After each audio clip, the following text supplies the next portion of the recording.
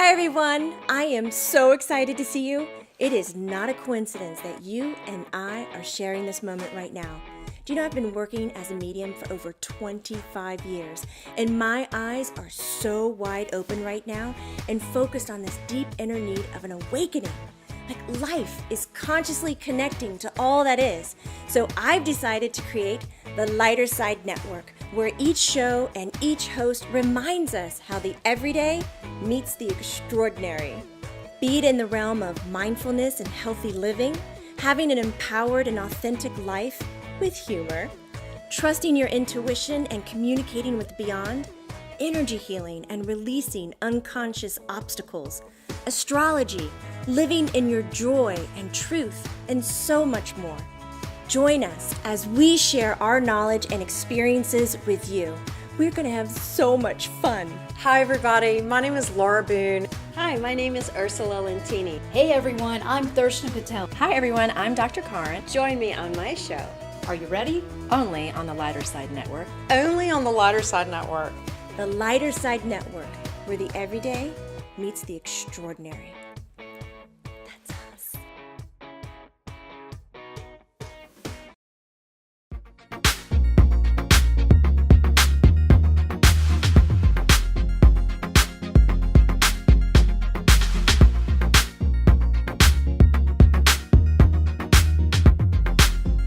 Hi everybody, it's Laura Boone with The Real Ethereal Show. Welcome back. Today, we're going to add to my series that I'm doing about different topics in astrology. And actually, this series topic was suggested by one of our fans of the Lighter Side Network on the boards. And that topic is the different elements within astrology. As some of you know, there are 4 elements in astrology. There's earth, water, air, and fire. I have already posted a show on the earth houses / earth signs. And I'm really going to talk more about the houses, but they correlate to the signs as well, and we'll get to that. So, what are the water houses or water signs? There are, as you know, 12 signs, and they're split into 4 categories, which represent the 4 elements. And the the water signs are Cancer, Scorpio, and Pisces. And they are all 120 degrees apart from each other in the circle. So we're going to talk about each of those signs and how they correlate with a house. So if you are beginning to read charts, I hope this show or these series of shows will help you guys understand where you may have some strengths and or challenges in your chart that you can easily look at and find and learn some things about yourself. So these are the 3 houses we're going to talk about today. And I know Jesse is going to put a diagram up on the video as well so you can see this more clearly. And I'm again bearing my soul to everybody and using my own chart as an example today, which is kind of interesting because I've got some interesting water house stuff going on in my chart that we'll talk about. But the first house, well, first of all, they trine, like I said.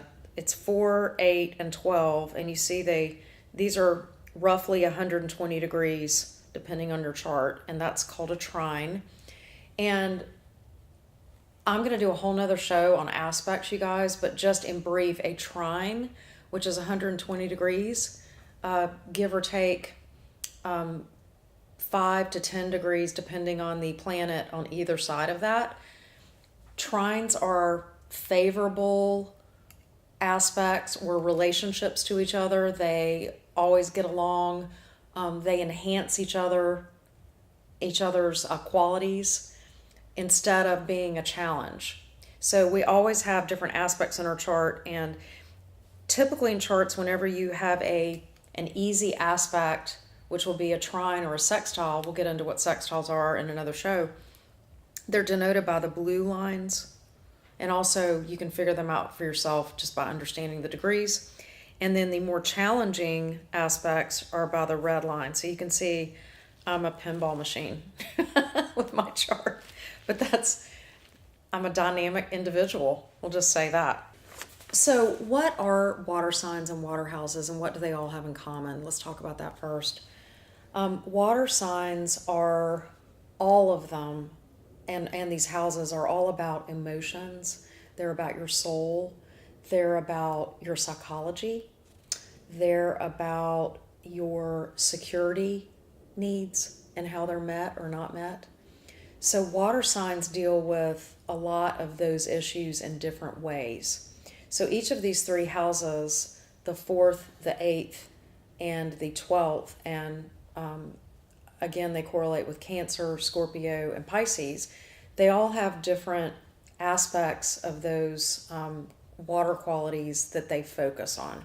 The first house we're going to talk about today is the fourth house, which is ruled by Cancer. So, what the fourth house focuses on is your literal home. It's your type of home arrangement that you would be attracted to or not. It is your actual house. It is your actual real estate, typically like your relationship to real estate personally, not commercially, but personally. It also talks about your family, what kind of family you would want as an adult or you would be attracted to or not. It also talks about your family of origin. And also, what I love about the fourth house that I find really interesting, it not only talks about your family of origin, but it really focuses on how you were nurtured and your relationship with the mother figure in your house. Now, your mother figure could have been a grandmother. It could have been your father. Your father could have been the more nurturing parent. But it is the mother-like figure that you had in your life. That's what the fourth house always addresses. So one of the things that I look for when I'm reading a chart in the fourth house is what is the cusp of that house in a person's chart? And, the house is ruled by Cancer, but the cusp may or may not be Cancer. It could be any of the 12 signs. So what that means when you're reading a chart is, let's just say, for example, the house cusp is Gemini on the fourth house. So I would, depending on the planets in that house, I would look at that person and I would wonder, their home life would be very Geminian, if that's a word. I think I just made up a word, Geminian. It would be, they would need a lot of talking, a lot of activity, a lot of socializing. They might move around a lot. In other words, they might not really have a place where they make roots, because that's Geminis want to be on the go. They like to travel. They like multiple options. Somebody with a Gemini cusp on their fourth house may have more than one house. Somebody with a Taurus cusp on their fourth house, and see how this can be totally different. So that's more of less of an air quality in their fourth house, which is Gemini. A Taurus cusp on your fourth house would be more Taurian, where Tauruses love to own things. They rule real estate. So a Taurus cusp on a fourth house person, the first thing they need to be doing is saving for a house. They probably already have one, or they haven't moved out of their house. These will be the people that might still be living at home and they never leave. They love security. They love consistency. They get very rooted wherever they are, and it's very disturbing for them to have to move. So you can see how this starts to work. The other thing that I look for in a fourth house is what planets are in that house, and then how are those planets aspected. So if you have a fourth house and Mercury, let's say, is in your house, and maybe Mercury is squaring Mars in another part of the chart, but Mercury's sitting right there in your fourth house, I would wonder if there was a lot of fighting in that home environment, or in that environment in your family of origin, or you probably would be attracted to, even if it's unconsciously, partners or people that you're living with, whether they be roommates or friends or some sort of environment that could be contentious because of that Mercury in your fourth house squaring Mars. So as you can see, there are a million different ways to interpret this, but it can really, if somebody came to me for a reading and they were in a divorce or they were thinking about separating, or let's say they want to get married, I would look at their fourth house and I would look at what transits are happening to that fourth house. I would look at, is there going to be a favorable transit that enters that fourth house? That would be an amazing wedding date to pick. I would look at where a partner's planets fall in or around that fourth house that you're thinking about getting with, or you're thinking about divorcing. Is it favorable? Is it contentious? Is it harmonious? So the fourth house is just very rich when it comes to things like that. So let's move on now to the eighth house. The eighth house is really interesting because it combines kind of some disparate elements.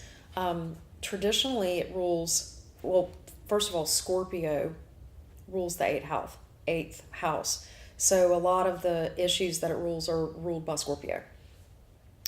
Sexuality and reproduction, that's in the eighth house. Now, there is a difference between sexuality and sensuality.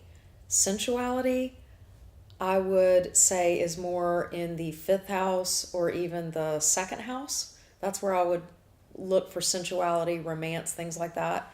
Sexuality and reproduction in the eighth house are different. It's really, the eighth house would talk about, in a Scorpio way, how is sex used in terms of power in your life? Is it a tool that you use or somebody uses on you to be manipulative?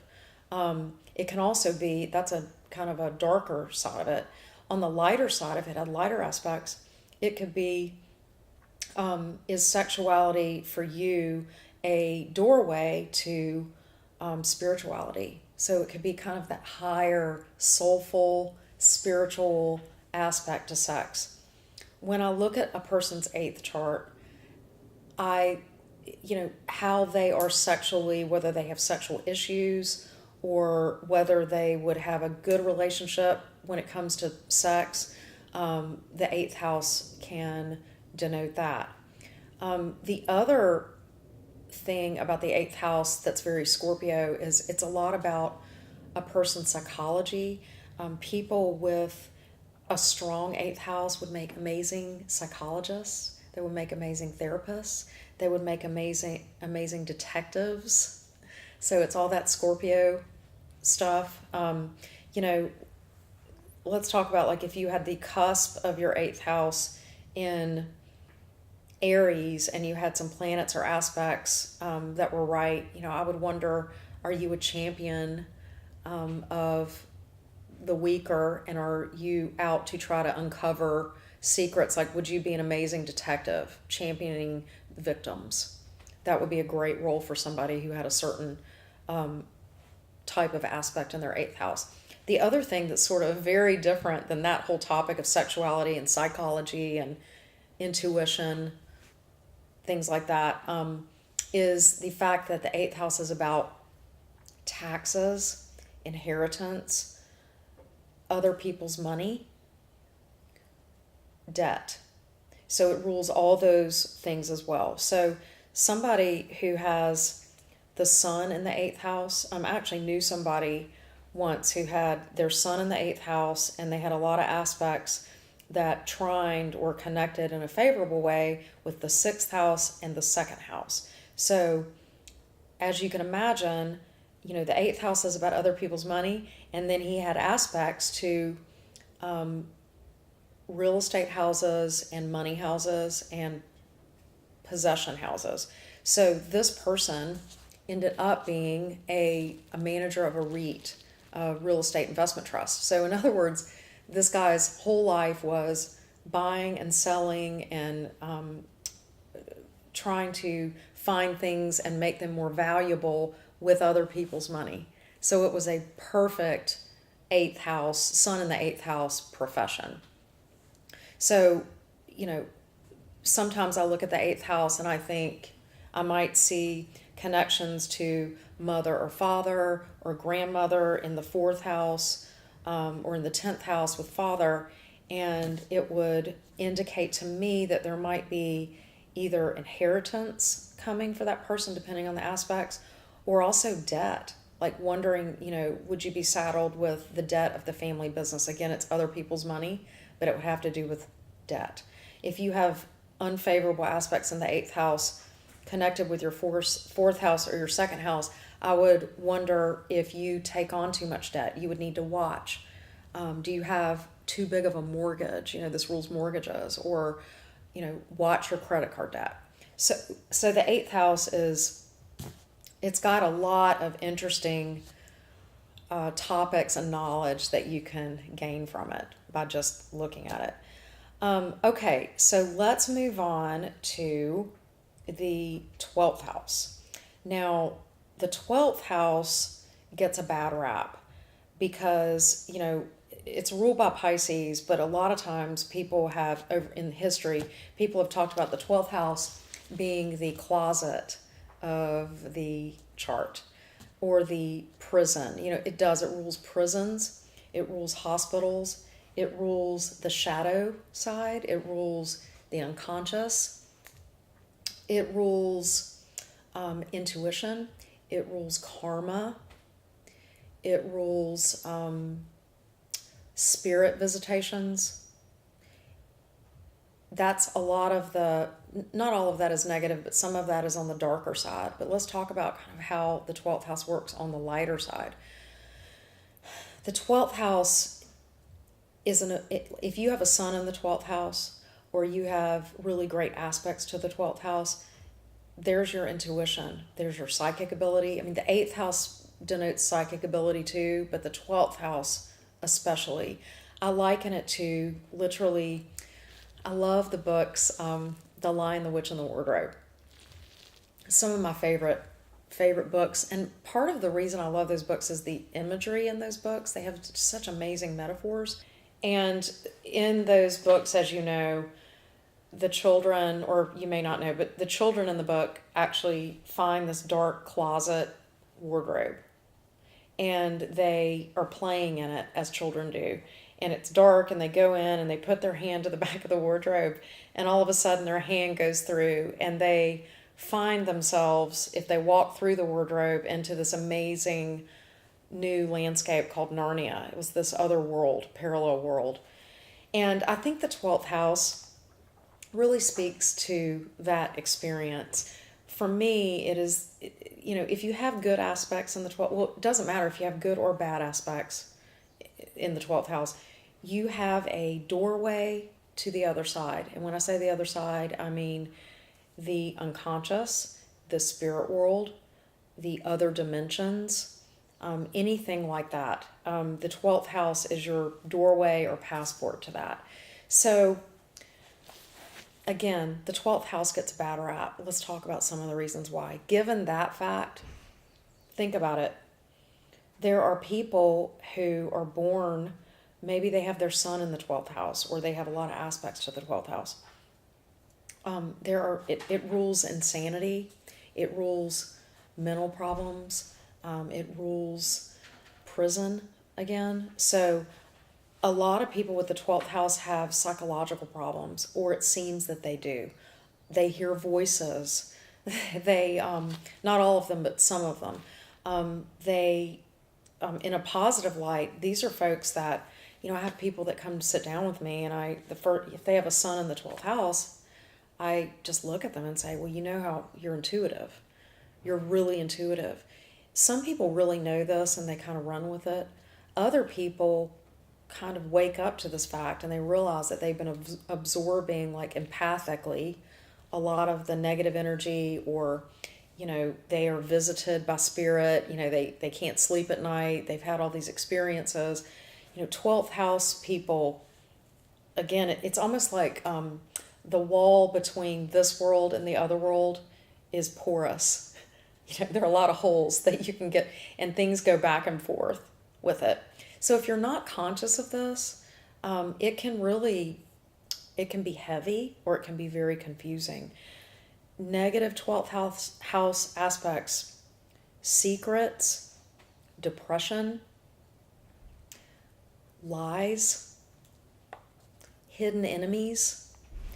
So there's a lot of darkness in the 12th house, but there's also a lot of lightness.